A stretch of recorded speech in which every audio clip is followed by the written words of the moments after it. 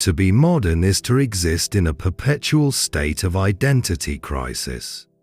We're not free, we're scattered. We don't even trust our own desires anymore.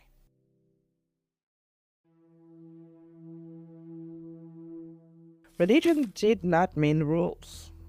It meant religarity, to bind again, to reconnect with the source, the divine, to be whole. The word religion didn't always mean what it meant today, because if we go back to medieval Europe, for example, it really referred to the devout Christian practice, especially with the monastic settings, marked by deep commitment and practice. So as Christianity started to spread across Europe, the term itself started to capture structure of belief more globally in general, and a type of worship that could include any type of practice. It started to globalize in a way. A lot of things, at least, changed with the Reformation, especially the Protestant Reformation and Enlightenment, because then we started to see the religion as not just Christianity anymore. We started to see that as a comparative term that would be applied to faith traditions across the world as global encounters increased, especially with the trade and people traveling more, because there was more of the technology for that. So we're discovering the new world, we're starting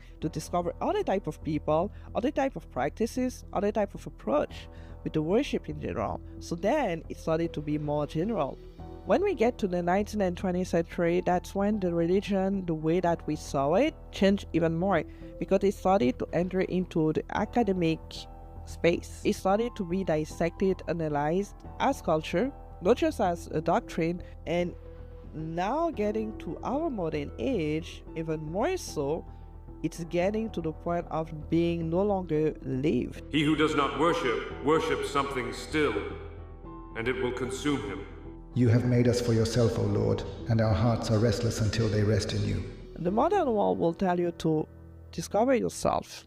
The science will tell you to lose yourself, to find who you were made to be.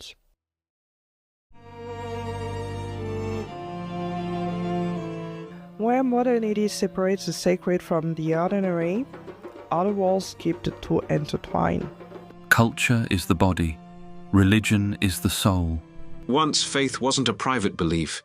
It was the air people breathed. It shaped their seasons, their art, their architecture, their identity. But somewhere along the way, the West forgot. It didn't happen all at once. At first, it was subtle. Religion was asked to step aside, not to disappear, just to make room. Laws were passed to ensure neutrality. Prayer left the schools. The cross was taken down from government walls. Religious holidays were rebranded as cultural festivities. They called it progress, but in reality, it was subtraction.